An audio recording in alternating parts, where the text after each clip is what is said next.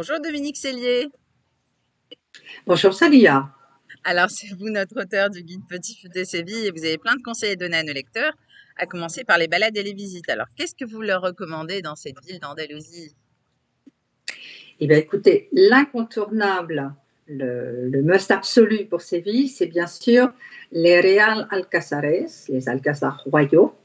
C'est un bijou d'architecture qui a débuté avec les Omeyyades, continué avec les Almohades, mais surtout construit et poursuivi après jusqu'au XVIe siècle. Donc c'est vraiment un ensemble de palais, de patios, de salles mudéjares, de jardins absolument somptueux, qui est bien sûr classé au patrimoine de l'humanité, et qui est la résidence où descendent les rois d'Espagne quand ils sont à Séville. Donc, c'est pas n'importe quoi. Alors, évidemment, la rançon, c'est que c'est assez difficile d'y rentrer. Il vaut mieux réserver sur Internet. Le mieux, c'est d'y aller le matin assez tôt ou au midi espagnol, c'est-à-dire à partir de 2 heures. Et l'idéal, c'est quand même d'y aller l'été, hors saison, quand il y a moins de personnes. Et en plus, on a le plaisir, quand on y est l'été, d'avoir l'opération Noches en los Jardines, les nuits dans le jardin, avec toute une série de concerts qui permettent d'écouter de la musique dans ce cadre absolument somptueux. Donc ça, c'est Séville, pas question d'y aller sans aller dans ce superbe endroit. Ah, ça a l'air très sympa. Et pour manger, alors, vous recommandez quelle adresse? Alors pour manger, toujours dans l'indispensable, on est évidemment dans le tapéo andalou. Séville est un des endroits où se pratique l'art tout à fait andalou du tapéo, donc d'aller de lieu en lieu pour aller prendre ces petites tapas. Là, pareil, l'incontournable pour Séville, c'est El Rinconcillo, le petit recoin, stricto sensu, qui est la plus ancienne auberge de Séville. Alors, quand je dis ancienne, 1670. Donc on est sur du très ancien et qui effectivement est absolument rempli d'azulejos, qui est tout à fait, qui est adoré par les touristes y vont, mais aussi adoré par les Sévillans, donc tout le monde y est très très mélangé. Alors leur spécialité, c'est les croquettes, parce que dans la catégorie tapas, il y a de la croquette, et aussi les pois chiches aux épinards, donc garbanzos con espinacas. Donc ça, c'est la grande, et on voit sur le comptoir, qui est en ardoise bois, on voit la note qui est mise au fur et à mesure des tapas, et puis quand on s'en va, c'est tout fini, on retire, la note est effacée. Donc voilà, ça pareil, rinconcillo obligatoire pour effectivement prendre une des tapas. Génial. Et pour sortir faire la fête, il y a de quoi faire à Séville? Il y a de quoi faire, absolument. Donc c'est quand même là l'autre grand pilier, j'ai envie de dire, c'est évidemment le flamenco. S'il y a une ville pour pratiquer, pour voir du flamenco, c'est bien Séville. Alors, ce qu'il y a de très très présent, il y en a dans d'autres grandes villes, mais ce qui est très présent, c'est ce qu'on appelle les tablaos, qui sont les ancêtres, enfin plutôt les descendants, pas les ancêtres, les descendants des cafés cantantes, des cafés chantants, qui effectivement, où il y avait du flamenco à Séville. Donc, ces tablaos, ça présente des soirées, soit avec du spectacle et de la nourriture, des choses comme ça. Mais il y a aussi les bars. Et là, moi, je vous propose quand même d'aller dans un endroit un peu plus alternatif, qui est la Carboneria, qui est toujours plus ou moins en lutte avec la mairie de Séville pour arriver à se maintenir, mais qui est très apprécié parce qu'il est en plus très, très, très, très convivial, qui est très apprécié des Sévillans parce qu'il y a des artistes de très bonne qualité, que ce soit en chant ou en musique qui s'y produisent. Donc, y aller. Et là, c'est plus boire un verre en même temps. Bon, après, on n'est pas loin, si on veut vraiment finir la nuit, d'aller prendre un verre sur le toit, le rooftop du Aimé face à la Giralda. Là, on termine après le flamenco, c'est top. Donc là, ça garantit une soirée superbe. Mhm. Très bien. Et s'il y avait un bon plan que vous pourriez qualifier du meilleur bon plan de tous les bons plans à Séville, pour vous, ce serait quoi, Dominique? Ben, le très bon plan, c'est quand même tout ce qui va permettre de prendre ses marques et de voir qu'est-ce qu'on va éventuellement voir un peu plus. Donc, ce qu'il y a de bien, c'est d'aller, dès le début, prendre un free tour. Et il y a des free tours qui sont par exemple proposés par Pancho Tour. En général, ils durent 2 heures. Les free tours, on est Ils d'accord, Dominique, c'est des circuits gratuits guidés, c'est Tout ça? à fait. C'est des circuits qui proposent aussi, en général, ce sont des agences qui proposent aussi, donc c'est des gens qui sont tout à fait là reconnus, hein, il n'y a rien de clandestin pour Pancho Tour, en tout cas, c'est reconnu, effectivement, qui proposent en à peu près 2 heures.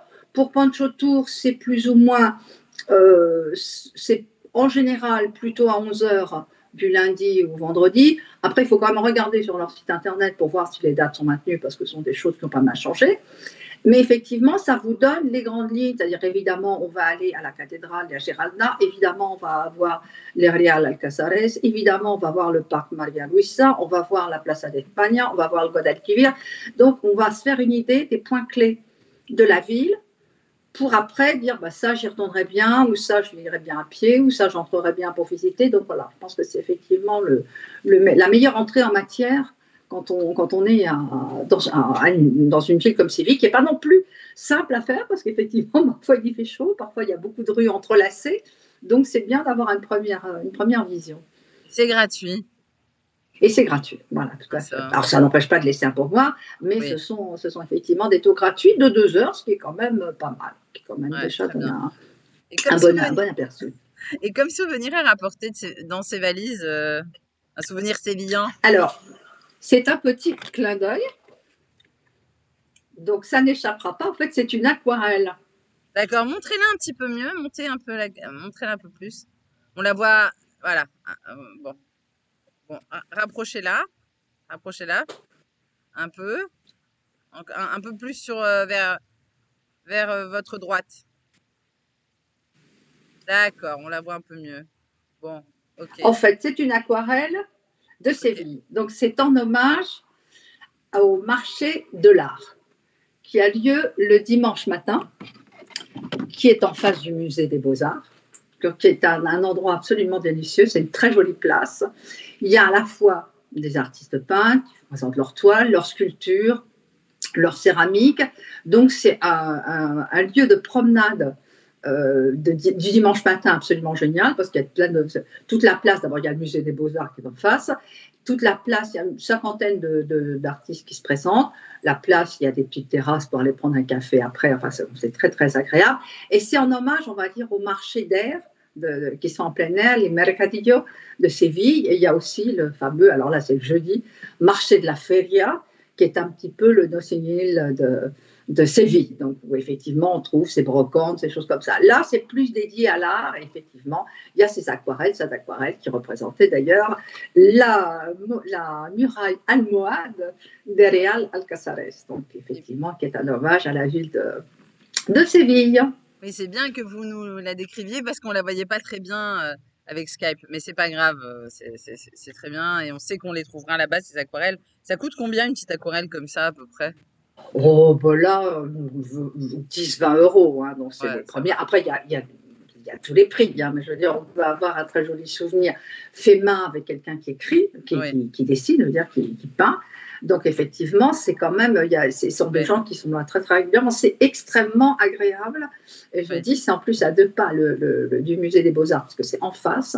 Et c'est un marché de l'art qui est tout à fait intéressant et qui permet de ramener un joli souvenir. Parce que quand même, la ville de Séville, mais aussi Sanlúcar, inspire beaucoup ces artistes-là. Mais enfin, il y a toutes les formes. C'est surtout des toiles et des aquarelles, mais il y a aussi de la céramique, des sculptures, tout ce genre de choses. C'est une très bonne idée. Et c'est tous les combien, ce marché? C'est tous les dimanches. C'est le dimanche matin. Et ça dure, pour qu'on soit quand même pas non plus aux aurores, ça dure à peu près jusqu'à 3 heures. Ah, non, donc on peut y aller, c'est pas un dimanche matin, non, on peut y aller tranquillou, prendre le petit déjeuner, ou y aller, voilà, pareil, terminer, c'est 15 heures, je veux dire, voilà, c'est vraiment tranquille. Très bien. Donc, c'est dimanche, on peut aller bruncher, il n'y a pas de souci. Enfin, ça ne se fait pas trop de bruncher à Séville, mais enfin, on peut petit déjeuner tard. Ah oui, c'est vrai qu'on déjeune et on petit déjeune tard en Espagne en plus. Merci. Ben, on déjeune, l'almuerzo, effectivement, c'est 2 heures, et cenar, c'est plutôt vers 9h, 10h. petit-déj chez les Sévillans, c'est plutôt, c'est plutôt un peu le matin, et c'est plutôt chocolaté et churros, effectivement. D'accord. Donc, si c'est un dimanche, on peut aller prendre ce chocolaté et churros en face de cette brocante, ce marché de l'art, en tout cas. Tous les Merci. dimanches. Merci Dominique pour tous ces conseils sur Séville. On a fait un petit voyage avec vous et puis bonne continuation en Andalousie alors. À bientôt. Eh ben, merci beaucoup. À bientôt. Au revoir. Au revoir.